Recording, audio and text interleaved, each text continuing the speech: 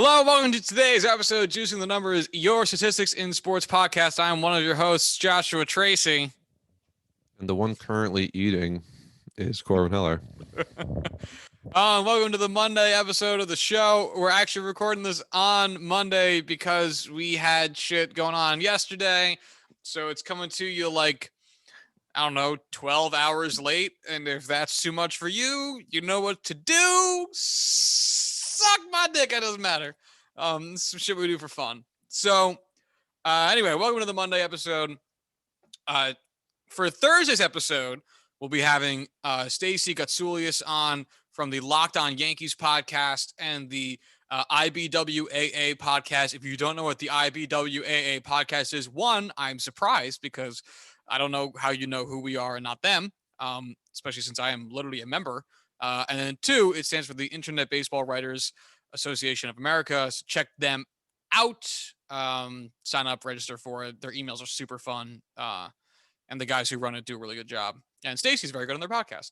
So anyway, we'll have her on Thursday. So we'll be saving Yankees talk until then. I know that since this is actually being recorded on Monday, we know that there has been a small trade involving the Yankees thus far with the Pirates. But again, we will get there when we get there on it.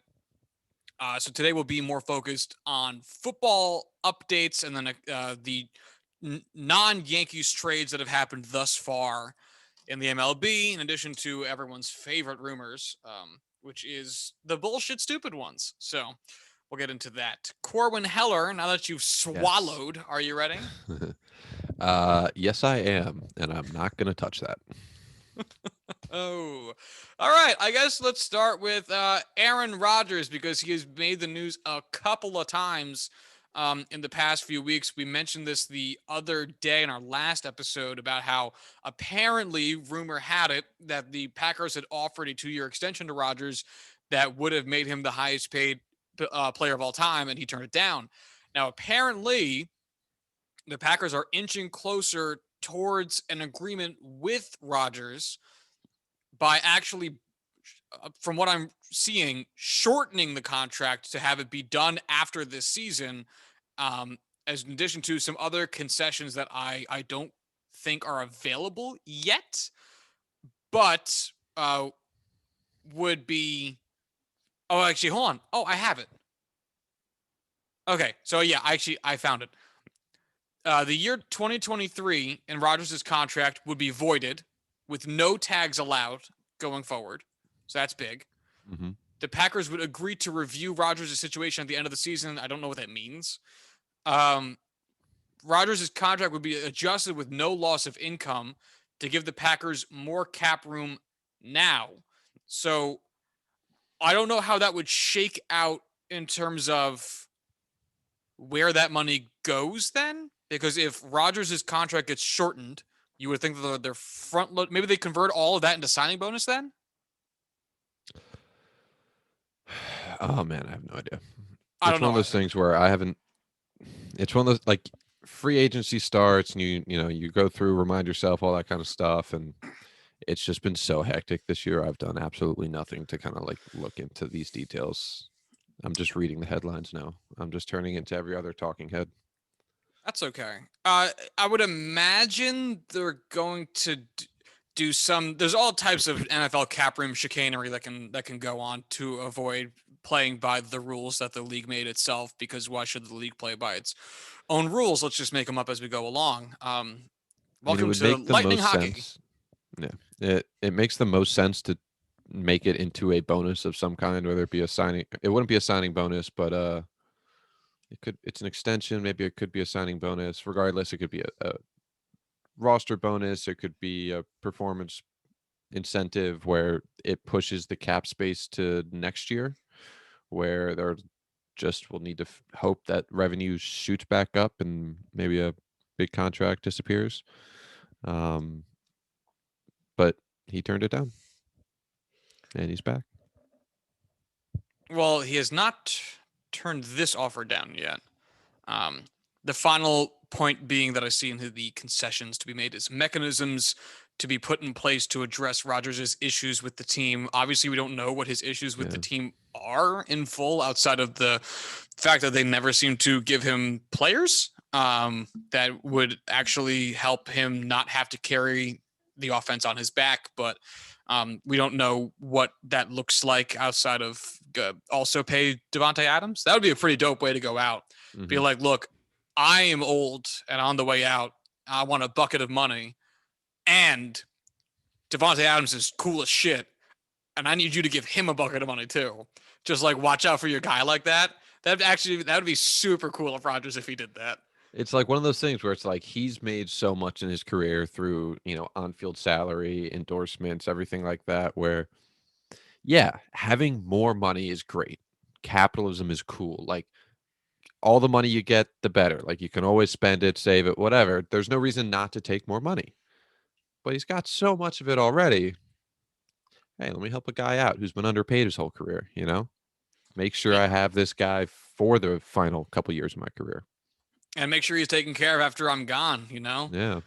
I want Devontae Jordan Adams Love, to get a $20 million per year contract, fully guaranteed, Kirk Cousins style. Negotiating 2 contracts as one. Just because you like the guy and he's good at his job. Honestly, that's the way. That ain't bad, man. Just That'd like be a if fun trend. Rodgers and Devontae Adams, together went to the Packers, and it's like, hey, we both have expired contracts after this season. Or even if one does, it's like, hey, neither of us are going to play until we both sign the agreed upon contracts that we both, agree is a fair, split for both of us. If Rodgers gets a great contract and you give me a shitty one, neither of us are signing them. And then just using that tandem as leverage. I want to make some phone calls. So it will be these are apparently things that are being talked about on the table with, I guess, the Packers being receptive in some way. So we'll see if that actually ends up kind of going down and what the details of all these rather vague demands look like. Financials, what these concessions are, what Rodgers' concerns are that the need being addressed. But it seems as though, again, Rodgers holds every card, as we talked about in the last episode where we talked about this. So if the Packers want to be relevant this season in a positive context, they're going to need him and will have to bend over to do it. So I look forward to the entire state of Wisconsin bending over for Aaron Rodgers. Corwin, you're muted. Which they probably would already. Go Cheeseheads. So, let's take this into a different territory then, and that is 2 updates involving DeShaun Watson. Now, the first one, to make this transition a little bit more smooth, is the Texans admitting that they would be willing to trade DeShaun Watson. Their asking price, and that they always have been. Yes. And their asking price, word on the street being some combination of 5 high draft picks and starting caliber players. Some combination of the 2. Right. Which I think sounds about right. It really does. Like it genuinely, like it seems 5 early draft, like 5 first round picks and starters, or like 5 starters and a first round pick or 2. It's like, that's fucking insanity. And it's like, yeah, but DeShaun Watson is a cost controlled top 3, top 5 quarterback in the NFL who's 25 years old. Yeah. You have such a good chance to re-sign him if you trade for him and, have a good enough organization and can treat him well enough to have that inside track. That's absolutely worth it. Like if you're a team that already has key pieces there, yeah, losing the next 5 first round picks or 5 high draft picks and a handful of guys already starting for you, that's going to suck to keep guys, talent around him. But he's good enough to kind of pick pieces up when you can't afford them quite as much. So I don't think it's that crazy. No, it really isn't. Again, like 3 firsts and 2 seconds, 3 firsts and 3 seconds, and then a handful of your, good players. Mm-hmm. I mean, it's so not unreasonable, Right. especially for the most important position on the field. It's one of those things where, like, yes, DeShaun Watson is going to be a great addition for any team, and will easily turn them into a Super Bowl contender. If you're the Texans, you're not going to be able to do anything with Deshaun Watson in the first place. Like, there is nothing that the yards he puts up for you that is really going to make your team better next year, make it better in 2 years, anything like that. Like, what you do on the field right now doesn't mean jack shit because there's no chance you make it anywhere. It's not a team that you are a handful of pieces away. It's not a team where you're one key transaction away. It's not a team where, oh, we could build on this talent that we have and just get there. Like, we just need to work towards it. You can't work towards it with that roster. It's awful. So there's nothing there for him. Trade him and get the value. Otherwise, you really don't get anything. What team do you think between the two that I have in my head would make more sense for Deshaun Watson to get traded to? The Denver Broncos or the New York Football Giants? I think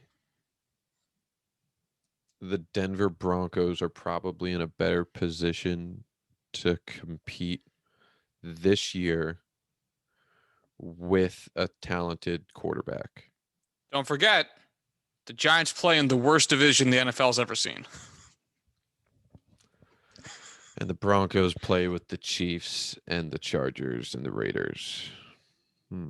I think, Yeah, okay, that's what makes okay. it tough. The Broncos would be the more talented team, but the Giants would make the playoffs. I mean, look, your only competition It's right potentially the now Cowboys, right? is the Cowboys. I mean, the Cowboys with a healthy Dak Prescott was the best offense in the NFL last year. Their defense fucking sucked, and I don't think it's making any crazy strides this year, but at the same time, it's not a unbeatable team. Like, it's a very competitive team for the Giants with Deshaun Watson. They'd have a hell of an offense if they Yeah. just would need to figure out that Oh, God. defense. Kenny Which Galladay, some nice I forgot they signed offensive line Galladay. pieces. You got Evan Ingram there, who, yeah, catching passes from Deshaun Watson might turn him into like an average tight end. God, Saquon Barkley, that offensive line, Kenny Galladay. You've got some nice pieces around him with some receiving talent. Their defense is not all that bad, but it's not like great secondary, not much there on D line, and that is the shit division. So I think the Broncos would be the most talented roster, but I think the Giants would have a much better chance of making the playoffs. Oh, don't you love how the most talented team doesn't always go? Gotta love sports. Now There's a reason the Steelers went like 11-0, 13-0 like 2 seasons ago. It was not talent, you know. fuck yourself. Corwin Heller, who has never seen a losing season out of the Pittsburgh Steelers. So I don't think I've ever seen a losing season out of one of like the major, like, other than the Pirates, who were immediately surrendered for a team that was on the rise. I don't think any team I've rooted for has ever had a losing record, like, while I've watched them. and that explains who he is today, folks. I'm a winner. I'm a white middle class male. This world was made for me. You know, I'm a winner. What can I say? Oh no, he's self-aware. I'm gonna go put on a polo and some khakis. Go golfing. Oh. Anyway. So obviously the trade talks around Deshaun Watson brings up the immediate question of, is he playing in the NFL next year? Because that's also, I mean, the biggest asterisk against what the Texans season is going to be going forward that we could possibly imagine. And obviously the shitty things like the unimportant things like his trade values compared to the important things like, is he a horrible, horrible person? So in that sense, there's also news in which I have the story in front of me. Two new women joined 10 other women to file police complaints against DeShaun Watson in Houston this week. And these two women are not involved in the civil suit against DeShaun Watson. So if there's anybody out there saying they're just in it for the money, these women aren't even going for the money part of things. This is criminal. This is not civil. There's not going to be monetary compensation. No, well, actually, I'm very not confident in how well I know the law. So I'm not going to say there's not going to be, but I don't think that there is. Since I don't think they say, you're a horrible person. Murderers get $1 million to the state, and then your murders, no more murders. I don't think it works like that. I think you have to go to jail, and then they sue you civilly for damages, I think. So anyway, that is a deepening of the terribleness of the situation, while also, I think, encouraging to see more women come out and, speak their truth on the situation, which is obviously terrible, but you like to see this kind of, I don't know, solidarity or empowerment's the right word, to do what's right for them. It could be very hard to come forward is what I'm trying to get at. So kudos to them, and, big shout out to them for having it within themselves to do that. Sure, it's horrifying in general, plus when the person you're accusing is a celebrity. So, I mean, again, the NFL hasn't done anything, and it's infuriating because not doing anything is just mind-blowing. Especially, and I'm going to bring it up till the day I die, they banned Ezekiel Elliott, for 6 games for being accused of sexual assault when there was proof he didn't do anything. Text messages and everything from an angry ex-girlfriend. And here we have 10 women filing police reports against DeShaun Watson, and the NFL has done absolutely nothing. And it's that level of sheer inconsistency and not believing what the women are saying when these are some very credible accusations that just makes you scream as a sports fan, as a human being, really. I mean, forget football for a hot moment if we can. As a human being, like, it's horrible. It's like, if he's gonna get like roster bonuses and paychecks and like all this shit, that if we're treating this with any credibility, he should not be getting. And that's and we have to sit around and get news updates about his trade value, when if he's on the commissioner's exempt list, I don't think we're getting those updates. I don't think that's a story if he's on the commissioner's exempt list, which again can happen any fucking time. Yeah. Like, the NFL literally won a lawsuit saying that they can do whatever the fuck they want in regards to suspending players because it's their league and they make the rules. Their employees, yeah. Yeah, which was the Tom Brady Deflategate case. So, I mean, they literally can do whatever they want in regards to suspending players, and they won a lawsuit arguing exactly that. So, I mean, it's infuriating.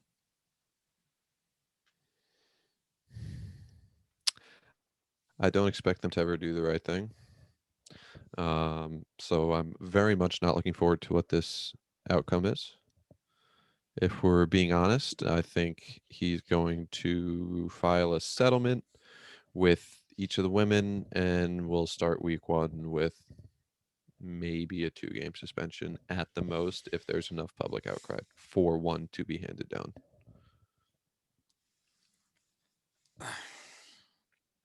It's the spinning wheel of justice, and obviously you hope that there's real justice in a court of law to make up for the superficial justice of the, artifice of rules that exists within the NFL. What's the Josh Brown from the Giants a few years ago? The kicker, who violence. like literally beat up his wife and got a 2-game suspension only after like video surfaced of it. And then a few years later, Ezekiel Elliott getting a 6-game suspension for nothing. And now we're back. Rice situation too. The Ray Rice situation. Yeah. I mean, there's so fucking much. And obviously, I think we're about to pat the NFL on the back a little bit for their COVID policy stuff, which we'll just get into in just a second. But it is ridiculous that we're at this point. And I don't know why leagues do this to themselves, because we spent a few months talking about the Angels with the Mickey Callaway situation, and the Mets with their situation. A few years ago, it was the Astros with their situation, and just a constant stream of misogyny and bullshit that constantly comes at you from every angle. And we just finished talking about the Angels shit, and now here we are with more NFL shit, and it's like, I don't know why they won't take a stronger stance on something that I think we can all universally agree on, and do right by the women who watch these sports and spend their money trying to be fans of this shit. It's ridiculous. Are you wearing two different headphones? I'm switching over to the AirPods, and I didn't want to ever lose audio, so stuck my dick. See, like now I'm connected to the AirPod, and I could take these off. Boom. Oh boy! All right, technology. Wow, that actually sounds both significantly better, because my headphone jack is broken, and it's just feels so much better. This is great. I'm very happy for you, buddy. We're geniuses here. Here it's juicing the numbers. I almost said my actual company that I work for. Oh, fun. Yeah, that would have been great. No one needs to know where we work. Although it's funny because you could probably find both of us very easily. Incredibly easily. Oh my God, so much. None of our information is private, and nobody cares. Yeah, that's right. Don't give a shit. All right, so then I guess let's talk further into the NFL about their COVID guidelines. Now, there was a big, long, actual list of all the guidelines that the NFL released, and I'm not going to sit here and read all that because that shit's very long, and you can go fucking look at it yourself, bitch. I ain't your goddamn text to read service. Get out of here. But to summarize, the NFL is taking COVID protocols very seriously, and they are requiring people to be vaccinated. If not vaccinated, then be subject to constant testing. Now,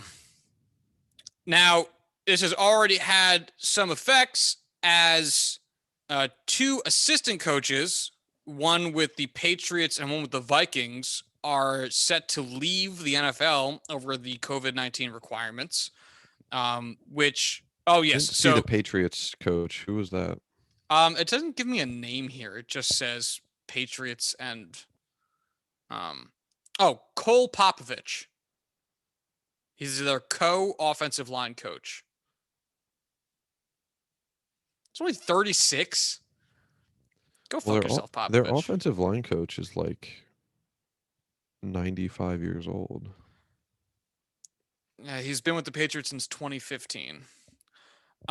So first tier staff, which includes coaches, must be vaccinated. The players are not required to be vaccinated, but are going to be subject to stringent protocols during training camp and throughout the season while vaccinated. While vaccinated players can resume typical functions.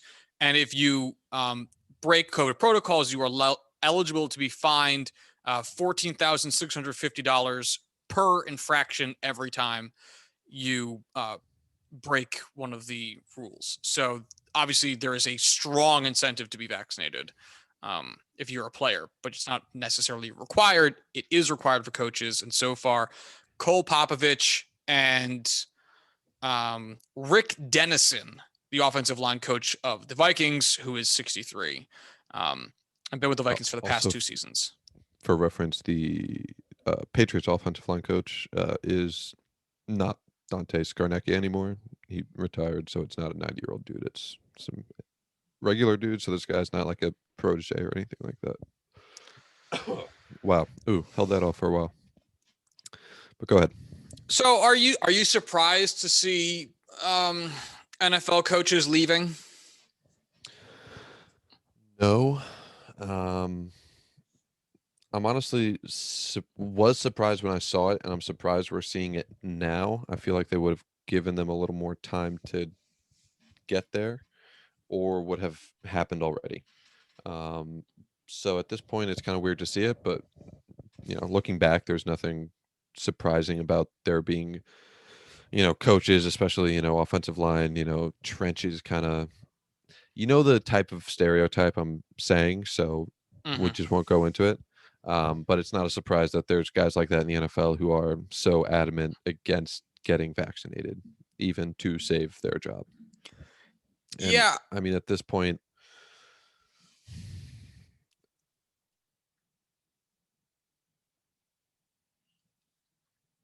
I think Corwin froze, so I'm just going to start talking.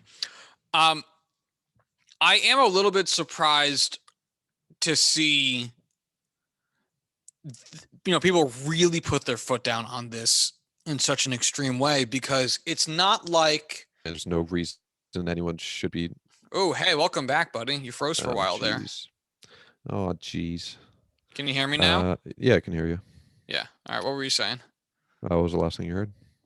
There's a certain stereotype of a guy, you know who I'm talking about, so I'm not going to get into it. It Mm, was a good minute and a yeah, I half ago. mean, I don't want to make any assumptions about these coaches, but I think there's definitely in this scenario a little bit of ego to go along with it, because I don't think it can solely be just a health or safety concern. I mean, NFL teams are privy to so much information on top of what we all are, and they are getting, they have access to the top of the line, medical equipment, personnel. You know what I'm trying to say? Um, Words are just so fucking hard today. That they should know better. And there's just, it with these kind of guys, and the stereotype that it is, that ego's a big part of it. And it sucks because I don't know. I've completely lost my train of thought. Words have failed me today once again. I'm going to hand it back off to you before I continue to flounder, if you will. You're like the anti Aaron Sorkin. It's fucking ridiculous. Give me a laptop and a couple of hours, and I can write, a beautiful piece about everything I'm feeling. If you ask me to just say it off the top of my head, I am just, my goodness, it's like inverse Rain Man. We're going to turn Corwin into Stephen Hawking. He's going to have to type out everything he's thinking instead of trying to say it. Or whatever Stephen Hawking did. His eyes, I don't really know how that worked. How often do you talk about Stephen Hawking? Almost never. Right? It comes up once every 6 months, maybe. That's Like, actually, that right? feels frequent for me. I Right. think, Like on the high end, once every 6 months, you have a conversation about Stephen Hawking. I had one a day and a half ago, oh, wow. like an in-depth discussion about Stephen Hawking and him surviving for like 20 years with ALS. Yeah, like significantly longer than he was Yeah, supposed to. just it's not crazy, like it's not unbelievable, but it's weird that it happened twice in 48 hours. Well, now it's not going to happen again for another 2 years. So you're it'll all average Exactly. out, That's how man. math works. Regression to the mean, baby. Uh, so I started talking while you were frozen, but I didn't really get very far. Cool. My Cool. basic idea was like I am a little bit surprised to see it, only because it's not like these guys are like CPAs and their office is saying, you can stay employed, but you can't come into the office unless you're vaccinated. I was actually just talking to a coworker about this because someone Right. she knew had the situation. Hardcore anti-vaxxer, and his office said, we'll keep you on, like you can work, you just can't come in because we're not about that. And he ended up getting vaccinated because he was like, I love going to the office. It gets me hard. Love it, everything about it. So he's genuinely crazy, not just about this. A fucking lunatic. Yeah. And so you'd think that, like, because if you're like an offensive line coach, what other qualifications do you have to do fucking anything? You know what I'm saying? And that's You not. can run camps in the summer and like maybe find like a personal coaching gig, but like But that's what I'm that's saying. Like, not coaching in the NFL, and even then, so because that's what I was gonna say. If you decide to do that, Right. And I was also going to say that's not derisive towards being an offensive line coach. You are a very specifically knowledge person who is doing exactly what your training has brought you to. Like, you found it. You did it. Good job. Right. Like there's companies who have 500 accountants. There's like on the NFL level, like 64 of those positions max anywhere. Sure, there's some colleges, sure, there's some high schools, but it's not like you can just go to the town's accounting firm and just be like, hey, are you hiring? Because every Right. town's going to have one. Like it's just. You are part of a very elite and small talent pool. And so let's assume though that your morals mean more to you than the money. Mm-hmm. Right. And you leave the NFL and you go, all right, I'm going to go coach at my hometown D1 school. Let's say it's Rutgers or some shit. Who really gives a shit? Doesn't matter. Right. Ohio State fucking doesn't matter. What's to say 3 months from now, the colleges aren't going to say the same thing? Mm-hmm. I mean, a lot of colleges are already saying that they're going to start requiring their students to be vaccinated, which makes sense.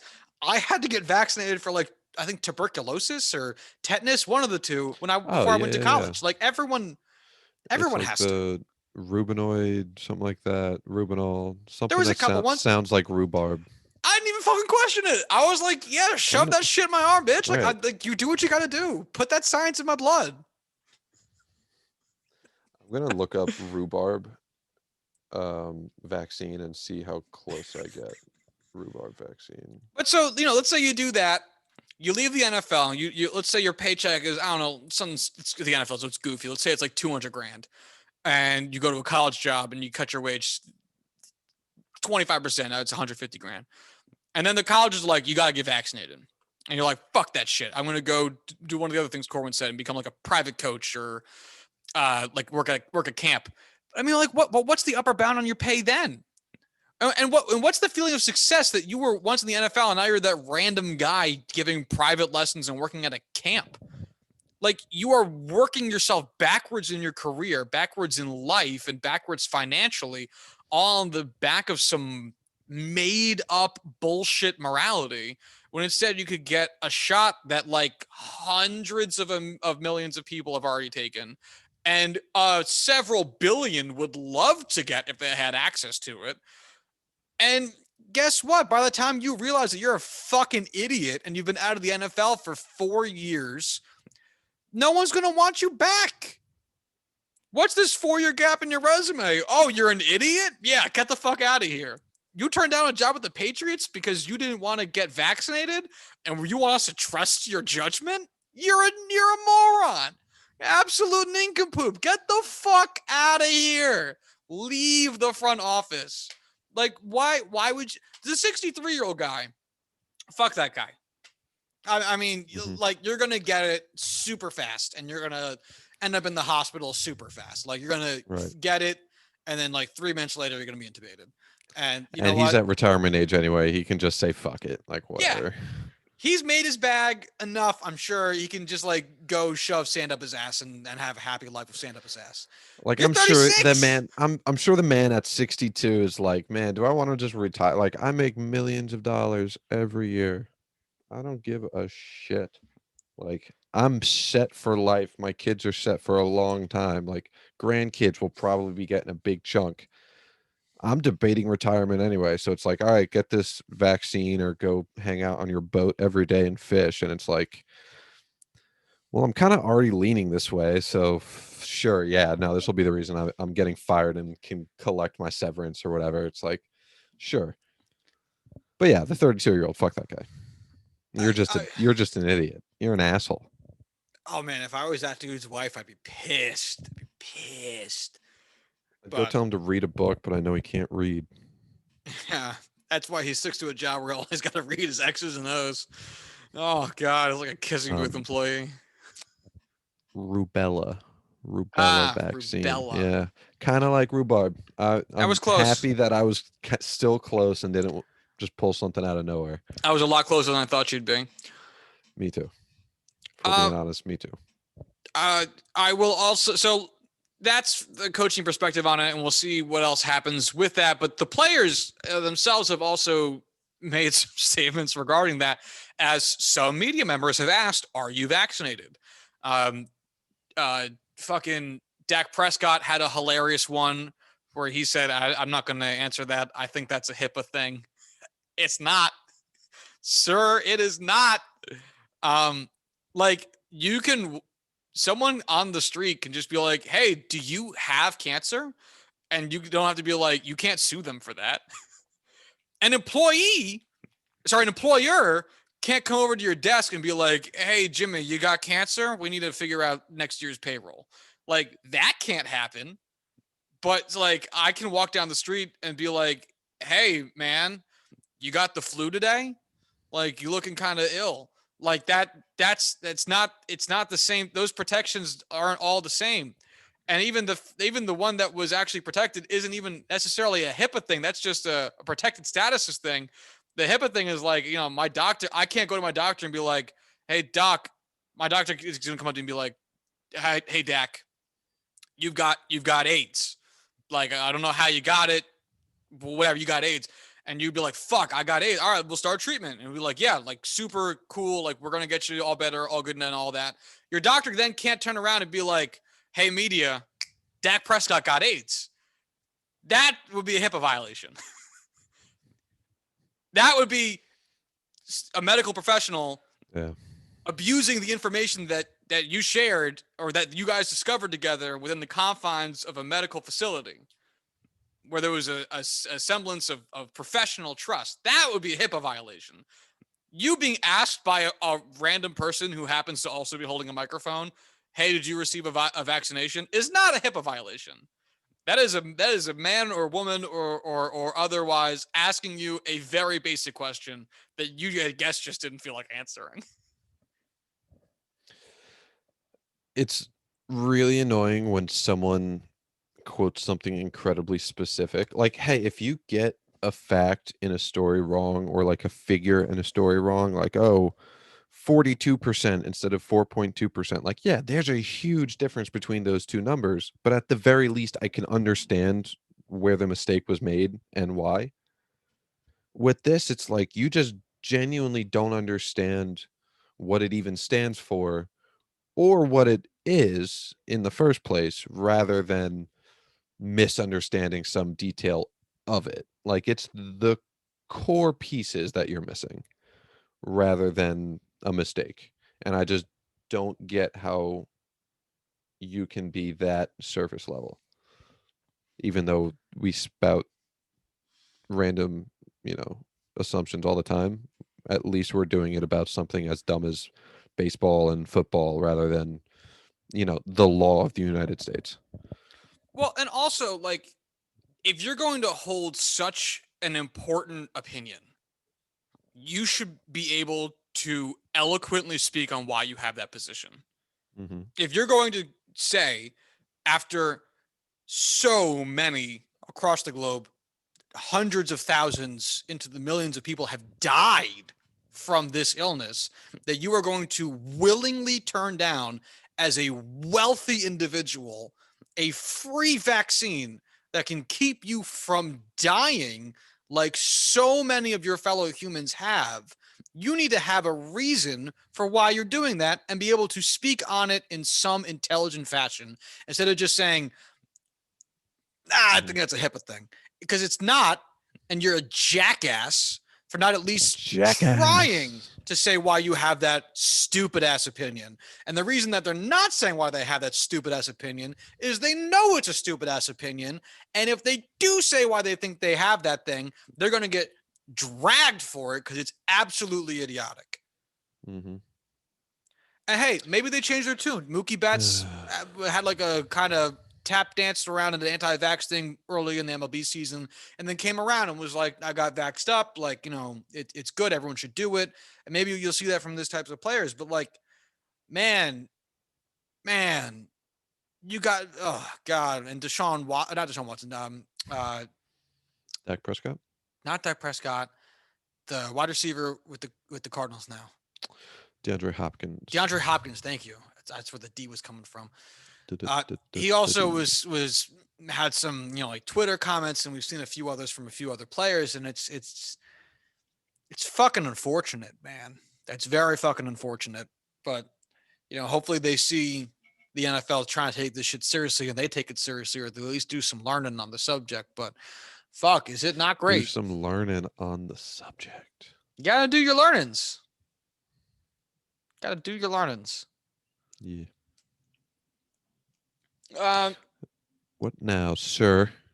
So Corwin had mentioned to me before we started recording that Texas and Oklahoma are moving to the SEC, and he said, "Did you hear about it?" And I said, "I don't know anything about any of those words." So Corwin, tell me what's happening. Well, Texas is a state, and Oklahoma is also a state. There you go. So what had happened officially at this point now at what time is it? 7:06 p.m. on Monday night. Texas and Oklahoma have officially announced that they will be leaving the Big 12 once their contracts expire in order to apply for the SEC to become members at the SEC, of the SEC. So their contracts currently run through 2025, and they will apply to be members of the SEC, and the SEC will decide whether or not they want to invite them in. They will, because Texas and Oklahoma are two of like the 5 largest brands in college football. So the money side is unbelievable. Both have incredible athletic programs that spend a shit ton of money. Of course, they're going to want the same there. The only reason they wouldn't is Texas A&M would be upset, and Texas A&M likes that they're the only Texas team in the SEC. And I feel like people are making fun of Texas A&M for being such pansy-ass bitches, and I would agree with them, because it's kind of funny how Texas A&M ran off to join this other conference because they needed an edge against these other two guys, and now they're joining aboard, and they're throwing a fucking hissy fit. So that's pretty much where we're at. Nothing really super scandalous other than it being like, let's all laugh at A&M. Super conferences are going to become a thing. The sport is ruined forever, but nothing heavy. So where do you fall on this? If Texas A&M is upset about this, shut the fuck up. Like, you're running away from talented schools because it's going to affect your recruiting. Like, okay, be better. If you're talking about, the SEC bringing in talented teams, yeah, of course they're going to want to bring in the best teams they can. And of course, Texas and Oklahoma want to be in the SEC because of, the teams available to schedule, the prestige, the recruiting, winning catapults you to the national stage in the SEC. But at the end of the day, creating super conferences and creating a pro football atmosphere, and essentially, the haves and haves nots. We're going to pretend like I didn't add an S there to haves. Without the balancing effect of the draft and a governing body that is specific for the rules of football, it's bad for the sport as a whole. And I think it's going to kill off the middle class the same way it has in, the US, where the more power you give to the top teams and the top programs, the more guys they're going to pull in, and the wider the spread gets for the talent that the top teams get and the talent that, the top 100, top 50, top 25 teams get. So I think it's going to be real bad for the sport, and they're going to have to make some drastic changes at some point. But that's the gist of it. Any questions? It is just so wild to see greed ruin a sport, or really just, I guess, poor decision making ruin a sport, or begin the slow descent of an organization in what feels like such an obvious way to those on the outside. Like, and we talk about this all the time about how the long-term consequences for some things that some leagues do feel so obvious, and yet they just do it anyway. Do the stupid thing anyway, or avoid the smart thing anyway. So Like, is this that situation? Like, or do you think there could be a benefit to this in the long run? it's one of those things where it would be beneficial to the top teams, and it would be beneficial for, in some respect, the NCAA, because it would basically turn them into a pro league. They would make more money, but there's a massive risk of them completely failing because they're taking away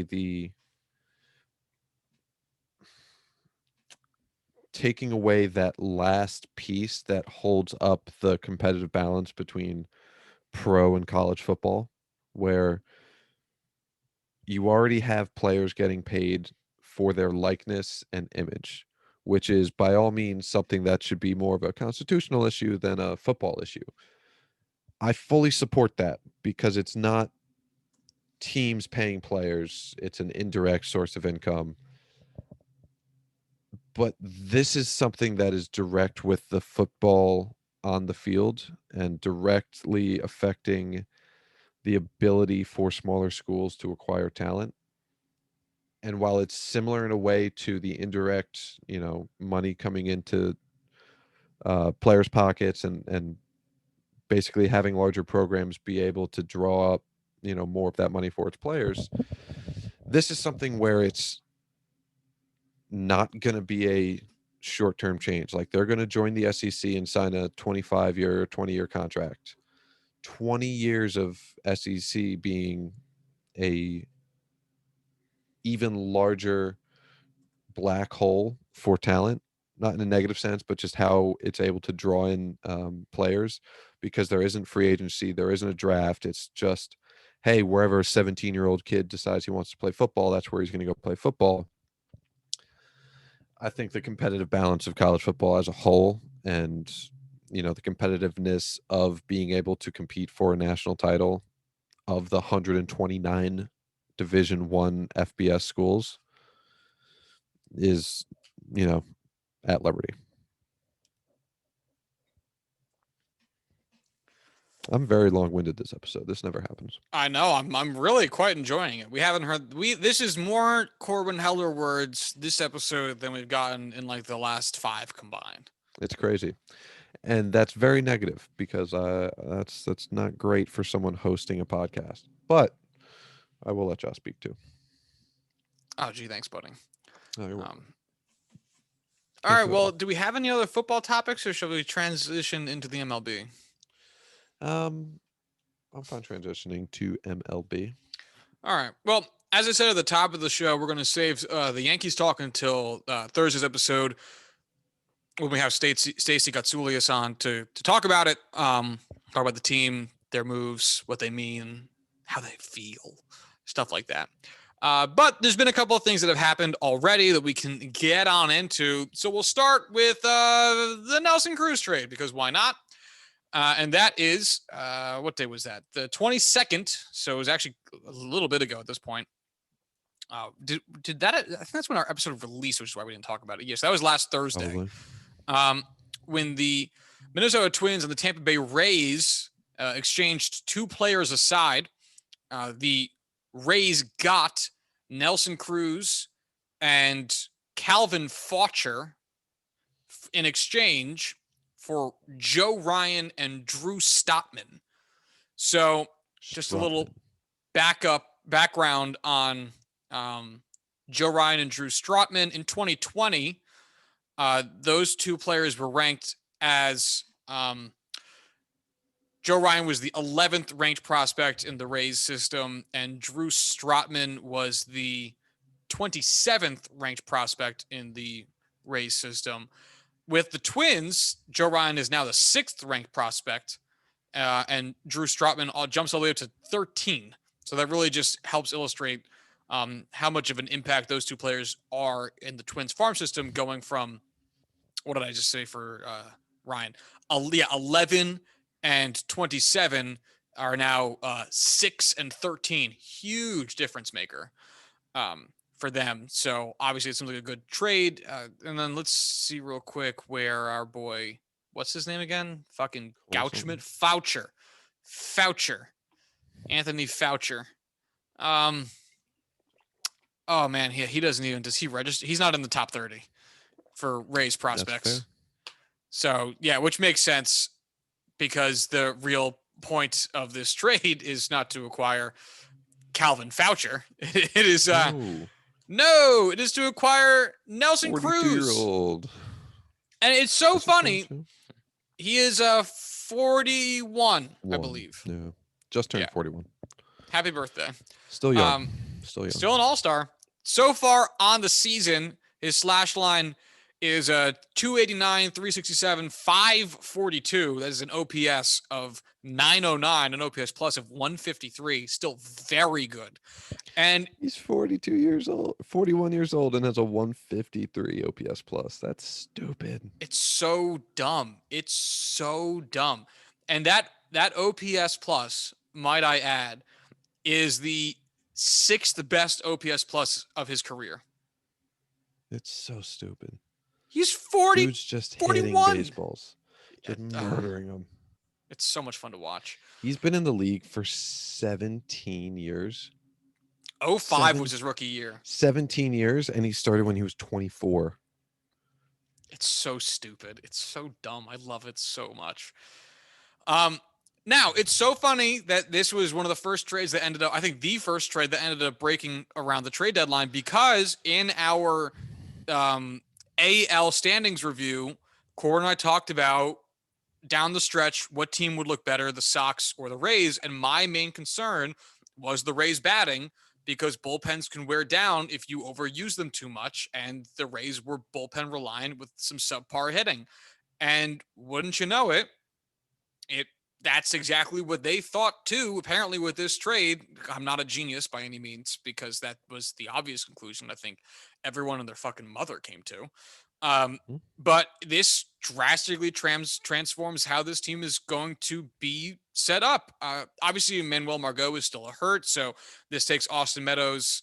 This takes Brett Phillips out of the lineup, so you can start, playing in a full outfield of Randy Arozarena, Kevin Kiermaier, and Austin Meadows, with the DH being Nelson Cruz, and then you can just platoon as needed or wanted, which is a way better setup than what they've had going, because basically you get to replace Brett Phillips's 94 OPS plus with Nelson Cruz's 153 OPS plus, which is a big fucking difference. That's 60 additional percentage points of increased offensive production, which obviously matters quite a bit. And you really don't lose too much on defense. Brett Phillips is a very good defensive outfielder, but Kevin Kiermaier is obviously one of the top 10 center fielders in baseball by defense. I said without checking, because I believe that to be true, having watched him play so much. And then Randy Arozarena and Austin Meadows are not butchers, so you will survive. And I mean, like, Austin Meadows, Kiermaier, thank you, Corwin, brain, good job. I couldn't even put together the sentence I am shooting out to comment on how bad my sentences are coming out, so fuck me. These guys are Gold Glove winners. I mean, Kiermaier's won multiple platinum gloves. These guys are excellent defenders. Yeah, Kiermaier's old, but he's all over the field still. Kevin Kiermaier's 31. No shit. He feels older, doesn't he? So much older. Yeah, it's right? one of those things where it's like he always has looked so young that, like, yeah, no, he's actually really old. Like, that's the crazy thing about him. But in reality, no, like, he's just like, he looks kind of his age now. And it just seems like he's old as hell. Yeah. And but he's still doing it, man. He's still a great fucking outfielder. It's very annoying. It very much is. He always flexes that against the Yankees, but so I have family that lives in Tampa and is they're all Rays fans. Kevin Kiermaier is each one of their favorite players because he's just hot. Oh, that's also absolutely valid. And he's also been with the organization exclusively for 9 years. He's never played for another team, and probably Which is always cool to see. Yeah. Yeah. One more year away from 10-5 rights, which I'm sure the Rays would hate. So I would expect Kevin Kiermaier to get traded in the offseason. So what does that mean? 10-5 rights gives you the ability to veto trades of yourself. Well, yeah. So if you've been in the league for 10 years and you've been with the same team for 5 years, you get some say in whether or not you get traded. And the idea of that being is like, if you've been in the league for 10 years, you're a very good player, you're respected, you've served your time, paid your dues, all that shit. And if you've been with a team for 5 years, you probably have a life there, wherever you are. This famously came up with Adam Jones when the Orioles were doing their teardown, and they had traded Manny Machado and they were trading away a few other pieces. And they wanted to trade Adam Jones because they were tearing down and they wanted to get more young players. Right. And Adam Jones had been with the Orioles for over 5 years and had been in the MLB for more than that, and more than 10. And he was like, go fuck yourself. I have like a wife and kids. It's school and it's not happening. Eat my dick. And the Orioles had no choice but to eat his dick. I'm not moving from Baltimore to Arizona. I'm going to move from Baltimore to fucking Japan, Korea. Hell yeah, dude. I think he's retiring from there too. But so it is funny how he moved super far away. Yeah. But he did it on his own terms. He did it on his own time. And he's got to finish out his season, helping out Cedric Mullins in the outfield and being a mentor to what is now one of the best center fielders in the game, instead of just, up and getting uprooted like a rookie guy in the middle of the season, late in the season. So, that's what it's there for. So I guess Kiermaier would get his 10th year next season. I mean, his first season, he only played 1 game. So I'm actually not sure if it counts, but who's to say? Who's to say? Adam Jones has not yet retired. I think he teased it on Twitter that he might retire at the end of the season in the NPB or in the Korean Baseball League, but I don't remember. He's in NPB. Okay. Oryx Buffaloes, is that where he is? Yeah. I have no idea. So that's the Nelson Cruz trade. Obviously, it takes one of the biggest bats off of the trade market. Obviously, there are other position players that are still good and one would think available. You got your Trevor Stories out there. But anyway, we saw Adam Frazier get traded, but this is probably the biggest solo, biggest bat as a main kind of contribution. So that's that. The Rays then turned around and I think like literally in under 24 hours traded away Rich Hill. Literally the next day, July 23rd, to the New York Mets. They Mets wanted to get younger. Can you blame them? Actually, they did technically get younger. Rich Hill, I think, is 1 year older than Nelson Cruz. So Rich Hill gets sent to New York. The Mets send back in return reliever Tommy Hunter and a minor league catcher Matt Dyer in exchange. So Matt Dyer, do you exist on the Rays' top 30 prospects? Probably not. He does not. And Tommy Hunter, are you here either? I think he would. I feel like Tommy Hunter would. He's also not. He might be on the major league roster though. Dang. Tough to say. I'm gonna look it up.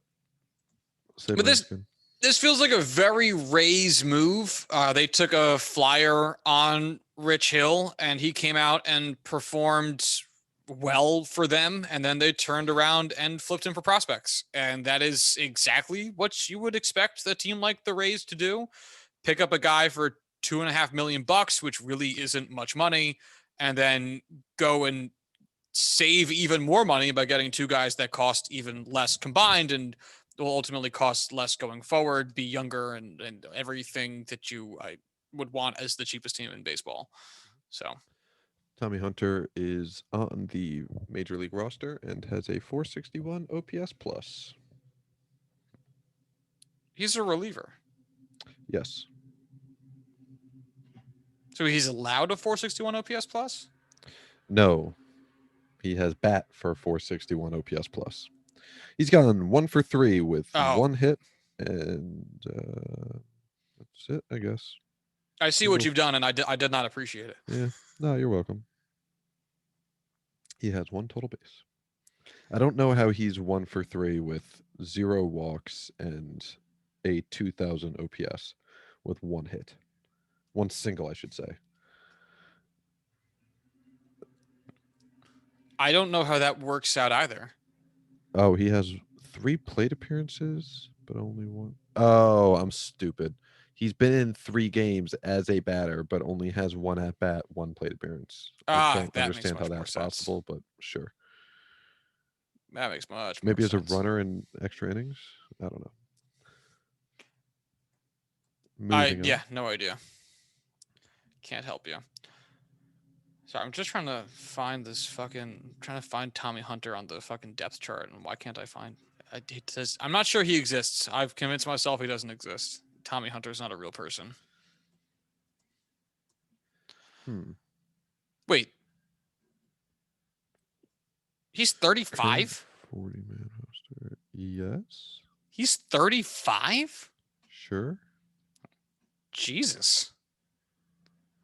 I've never heard of this man, and he has played in 476 Major League Baseball games. I don't even know if he is on the 40-man anymore. I'm struggling to find him. That is astonishing. But he can't be very good. His career ERA is 4.04, and his career WAR is 7.5, according to Fangraphs.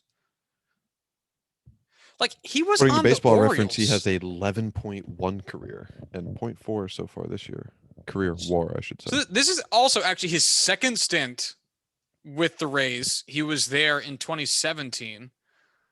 And he was in Baltimore for 3 seasons. I have no idea who the fuck this guy is.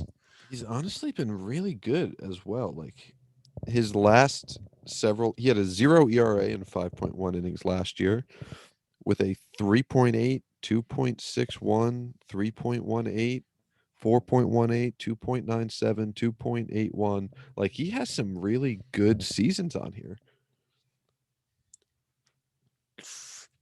This okay? All right, I can't. I'm mystified by the fact I don't know who this is, so I'm just going to move on. So from the Mets side of this, they have been looking for more starting pitching. Their starting pitching has been good. It's been quite good, but their problem has been injuries. Jacob deGrom is now starting a rehab assignment very soon. You don't know how that's going to hold up, and blah blah blah. Every team needs a starting pitcher. You take another starting pitcher if you can get it. Blah blah blah. Mm-hmm. It's not a very inspiring trade for the Mets, and I am not sure how I'd feel about it if I was a Mets fan. It seems pretty low risk. I mean, you're not really giving up much, so why not take a flyer on a guy that could possibly help your rotation? But it's also not the most inspiring one. And if this is the rotation move, if this is the biggest trade the Mets make, I think you got to be very angry if you're a Mets fan.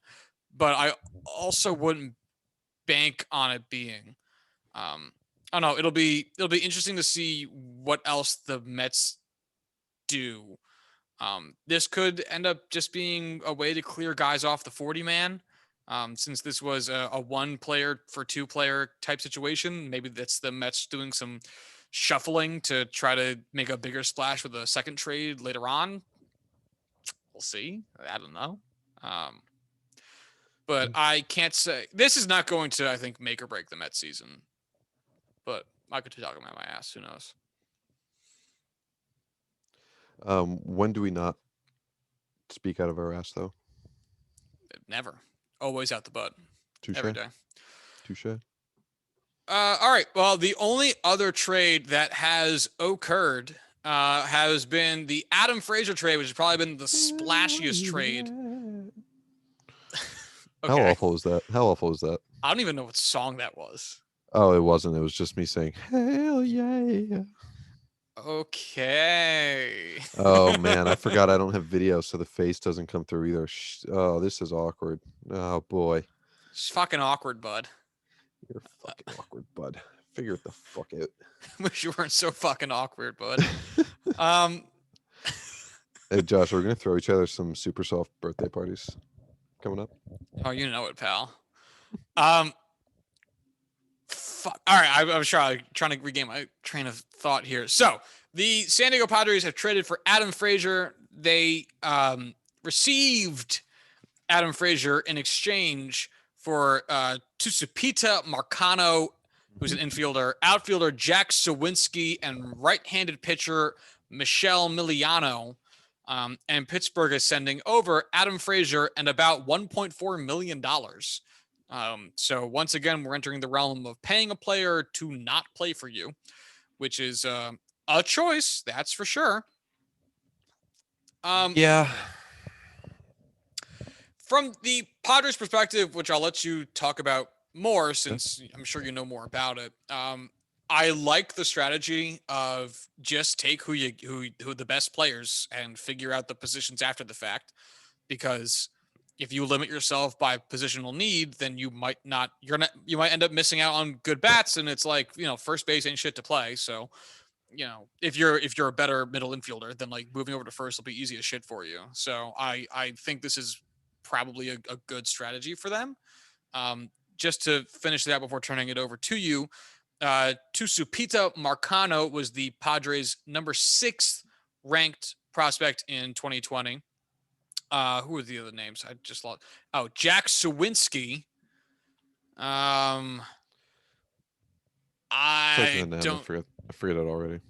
I don't see Jack Sawinski even here, so I'm gonna go ahead and say he's not in the top 30. I'll put it that way. Mm-hmm. And then Miliano is also not in the top 30. So, but still, I mean, number 6 overall prospect is pretty fucking high.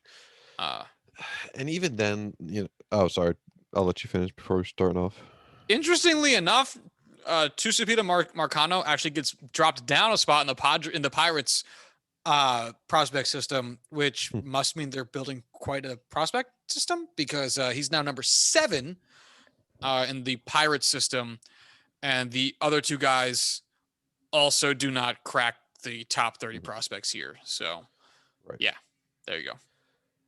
It's, Tupacata is a nice, infield prospect, guy who can play, in the outfield plus defense. He's going to be a slap hitter. That's just kind of the way it goes. But at the end of the day, he's not a guy who's going to have a whole lot of playing time with us. He's not going to be able to develop with us the way he needs to develop some power, to develop some more consistency. That's just not a team he can break into the lineup on when we're pushing for a, World Series title. So it's not a huge loss for the Padres. It's, it's a piece of capital that they were developing in order to move. And AJ Preller is an excellent transaction general GM. He's good at making trades. He's good at, signing free agents. We talk about this in the NFL a lot, about whether you would rather have your guy be able to draft well and develop well, or be able to sign free agents. And, of course, there's always going to be a mix, but with where the Padres are, this is a fantastic deal for them. They have a billion second baseman on their roster. Like, they have 3 starting caliber second basemen on their, 20-man roster.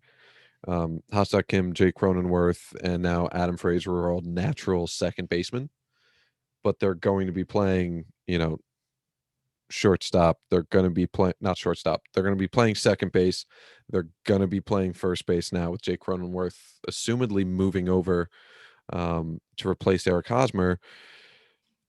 And you just find places for them to play. There's going to be games where one of them rotates into the outfield because they have that defensive ability, and their offensive ability is worth making sure, it gets into that lineup. And like you said, this is just such a fun way to build a team, where you just get the best players that are available at, excellent bargain prices and affordable, valuable prices. And you find places for them to play. It's not crazy difficult for an all-star caliber defensive second baseman to learn first base. It's really like it's a change for sure, and it's a big change, but it's not something you wouldn't expect them to do. Like Jake Cronenworth plays excellent defense at second base and first base. Natural move over. This isn't like we're filling a team with second basemen and struggling to get any of them going because none of them are able to get consistent playing time and none of them are playing, full minutes, if so to speak. So I don't get why people would be terribly upset by this. I think it's an awesome trade. I love it.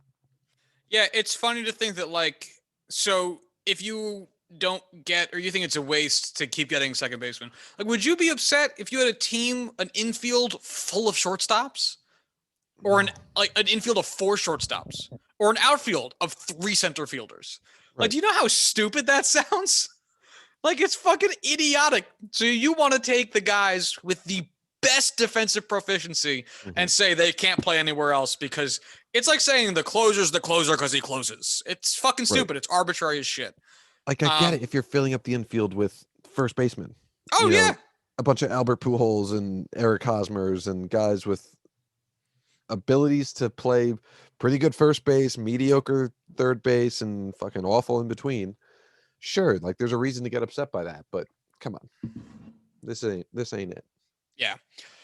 I will also say from the Padres' perspective. So one of the other things I've seen floating about in terms of fan discussion on this is, well, this is Adam Frazier's best season. Why would they trade for Adam Frazier and what is an aberration from his norm? And he's cheap. That's why. Think about it this way. The guys that they traded might end up never having a season like Adam Frazier is having, even if it's just the one season. That's the risk with prospects. You're not guaranteed anything out of a prospect. If Wander Franco came up and bombed and ended up out of baseball in 4 years, you go, it happens. There's no surefire things. At any one of these players' best seasons, if they make it to the show, might not be this one season from Adam Frazier. And so, yeah, you're the Padres. You never make the playoffs. You've made one World Series 20-something years ago and got swept. You want it. And you're smart enough to realize that the cost of acquiring Adam Frazier is not that high. The money owed to Adam Frazier is basically nothing. And if he is only good for the next 2-3 months, but he's doing that well, this well, all of those 3 months on your team, you're fucking thrilled. You're absolutely fucking thrilled. Yeah, Everett Hosmer's going to ride the bench. Suck a dick. Who gives a shit? Guess what? You can move him. If you don't want to pay that salary, you can move him to the Rockies or the Orioles, cover his entire or get his salary covered by those teams and just load up their farm system if the money means that much to you. Or you can just let him rock the bench and platoon every now and then, pinch hitting against a righty. You'll figure it out. But the main point being is that you don't need Adam Frazier to turn into a perennial all-star. You just need all-star Adam Frazier for this year, and then you figure the rest of that shit out later. This is what you love to see. For next year too. Right. And again, if he ends up not being well not being a good player next season, fuck it. You've got a great infield. The only position you might have to end up filling in on the trade market or in free agency would be first base, which is, I'm not going to sit here and say it's easy as shit, but if you have to fill a position, I think you'd cross your fingers and pray it's only first base. And you figure that shit out when it happens. You do not need Adam Frazier to be on your team for a decade. You do not need Adam Frazier to be an all-star for the next 5 years. You just need Adam Frazier to be this version of Adam Frazier for the next 2.5 to 3 months so you can win a chip. That's it. And this is the cost of doing business and gambling with hey, it could be anything. It could be Adam Frazier with, hey, it's actually Adam Frazier. This is the trade-off you make. Every time if you're a competing team, you got to go for the throat, got to go for the kill.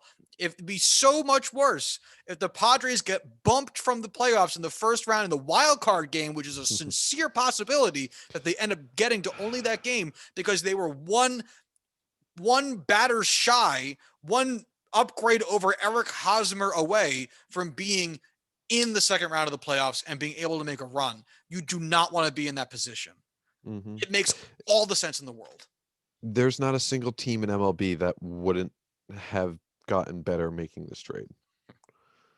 I mean, yeah, there are certain teams where it's not quite as valuable, but each team is still gaining value overall. It's one of those things where, oh fuck, I just lost my train of thought on what I was going to say. Every team will get better from this trade. Yeah, no, I was trying to change to something else, and I forgot it while starting on that. Yeah, fuck it. Maybe it'll come back to me. That's all good. Yeah, it's the lovely combination for me personally of traditional of like value control or value based thinking, and so some level of analytical rationality, that kind of shit, and also riding a hot hand. Because again, let's say Adam Frazier has been in the bigs. This is his 6th season. Wow, I can't believe it's been that long.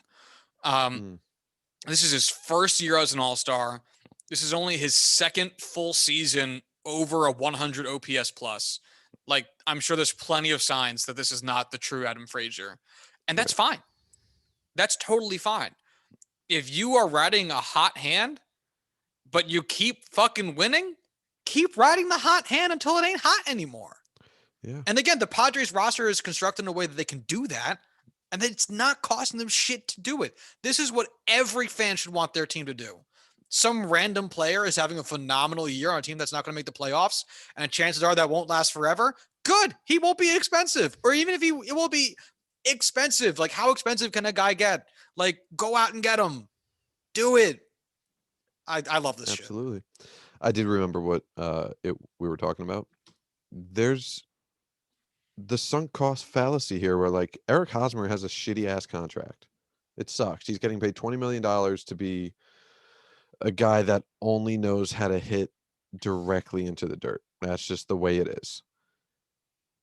But at the end of the day, you can't really just shed the contract all that easily. You're still getting a, clubhouse leader, a somewhat positive bat. Just because he's there and you have to pay him that money doesn't mean you shouldn't also make your team better with cheap, good players. Like, Adam Frazier is not impeding your ability to sign players in any way. It's not impeding your ability to get better or get a better chance to win the World Series in the next handful of years. Like, it's an easy trade to make. It's a stupidly easy. It's a guaranteed decision to make. If this is offered to them and the Pirates called them up and said, "Hey, we want this for Adam Frazier," there's no negotiating. You say yes. Yeah. Yeah. And I think, we live in a time where there is so much better stats keeping and specifically like video and highlight reels for prospects. And much to whether that's MLB's credit specifically or the minor league teams getting more of a presence in social media or their own marketing agenda, whatever that is, it's great for the game because, like the Josh of a decade ago would have I would have no idea who half the prospects on the Yankees are, just because like you don't hear about them like that much, Right. in the broadcast, and you only hear about them if they come up, and like unless you watch like all the spring training games, like after the rosters get weird, and you're just not going to know it. And while that's great from a fan perspective, because one, it's more engagement and it's more excitement for your own team, all that type of stuff, it could also lead to prospect hugging. And the thing about prospects is that they are always a gamble. They are always going to be a gamble. And you have to decide, where is my team? Do I need a gamble or do I need the sure thing now? And that is the quintessential difference between a playoff push and rebuilding. Because if I am the Pirates, I might not need a sure thing right now. I might need a team full of gambles. And obviously, and I say this caveat every time, every team can afford to play all the players it wants to pay. They choose not to do it. I understand that. But operating under the constraints of the real world for a moment, if you're just so bad, having one sure thing prospect is not going to yield the same potential result as taking two gambles, three Right. gambles, however many players you can end up getting that could end up being worth something or be turned into something down the road via other trades. And when you're in a position like the Padres, who again, you almost need to be more front loaded as a team if you're going to be in the wild card game than you do as the 1 seed. Because if you're Absolutely. playing as the 1 seed, you have a series for your first time in the playoffs, for your first round of the playoffs. So if you get rocked game 1, or if you have, a platoon that didn't work out for you, Mhm. like you started Max Muncy instead of Albert Pujols. Oh, those are both lefties. You know what I'm saying? Max Muncy instead of Chris Taylor, and vice versa. And Chris Taylor had a bad game. And the next game you get Muncy, and Muncy will have a great game. Or What if does any guy gets hurt. Right. Any guy gets hurt, your starter has a rough day. But hey, you've got like 5 really good starters, so it's all good. Like, that's not the Right. case in the wild card game. You get one fucking game. One fucking Mhm. game. And It's not you're going to like need your if, team to be okay, loaded to do it. Jake Cronenworth gets hurt going into the wild card game. Okay, our chances are pretty much slim now. Like, there's such a huge drop off in talent in our lineup. It's over. There's no chance. Like, okay, so this entire season, all of these trades that AJ Preller's made, all of these moves, everything that's happened this season's over and done with. It's gone because one guy happened to get hurt when there was a very cheap, manageable replacement to replace him that you could have already had on your team. And, there's a very real chance they're playing the wild card game against the Dodgers, against, Clayton Kershaw or Trevor Bauer or, Walker Bueller, who's been their guy the past couple of years. Like, it's a difficult, like, it's the best team in baseball, roster talent wise. Yeah, you need to stack up against them as best you can because it's a serious team. Like, it's not like the Giants are having a breakout year with all of these old veterans and putting together a great season with, some excellent pitching. It's not like you're betting that your guys who have a history of this are going to outperform this, Cinderella story. It's the it's the Los Angeles Dodgers. Like, it's the team that's been the best team in baseball for years. The roster you bring to a single game elimination to get into the playoffs needs to be absolute peak talent to compete with that other team. And even if they don't have to play in the wild card game, and this whole part of our conversation means nothing, and you can sit there being Right. like, no team plans to play in the wild card game, which is wrong, but you can think that if you want. Oh no, they got better. Like, But like oh it's no, why were they playing for the wild card game and improve the roster? No, like, and if there's any team that's gonna need to prepare for the wild card game, it's a team in the NL West. yeah, Who would have thought? shocking. Yeah. So I think this is a super cool move. I am going to be very interested. Like, it was just to put a bow on this part of the conversation. There was also a rumor that broke around afterwards that Preller was also looking at potentially trading for Trevor Story, who some of us might know is a shortstop, and the Padres already got one of the best shortstops in baseball, and they were contemplating putting him in center field. The best shortstop in baseball. And you know what's funny about Trevor Story in center field? Nothing. That's a great idea. Like, he's a great hitter. He plays good defense. Fuck it. Figure that shit out later. I mean, But goddamn. you have Gold Glove Trent Grisham at center field. It's like, okay, I'd still rather have Trevor Story. Now the In worst thing that a happens is we have a heartbeat. Gold Glove right fielder. Oh no. Seriously, it's such a The stupid. team gets better. It is such a stupid thing. It's like I obviously wasn't like too conscious when the Yankees got Alex Rodriguez, But could you imagine being a Yankees fan complaining about getting Alex Rodriguez? We Right. already have a shortstop. What do we need Alex Rodriguez? How'd that work out for the Yankees? Pretty fucking good. Yeah. Worked out pretty fucking good, didn't it? It's almost like I'd say baseball so. is a sport where you could play interchangeable positions easiest. Like, yeah, basketball. There's a reason, Steph Curry can't just slide up and play power forward in the NBA. There's about a foot difference and 100 pounds.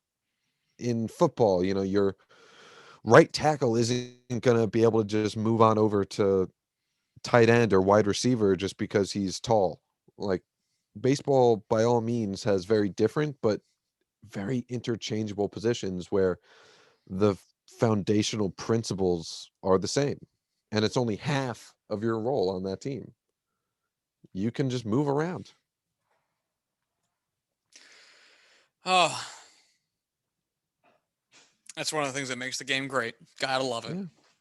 So this will be I a do. super fun last week heading into the trade deadline. Again, only 4 days. It ends on Friday.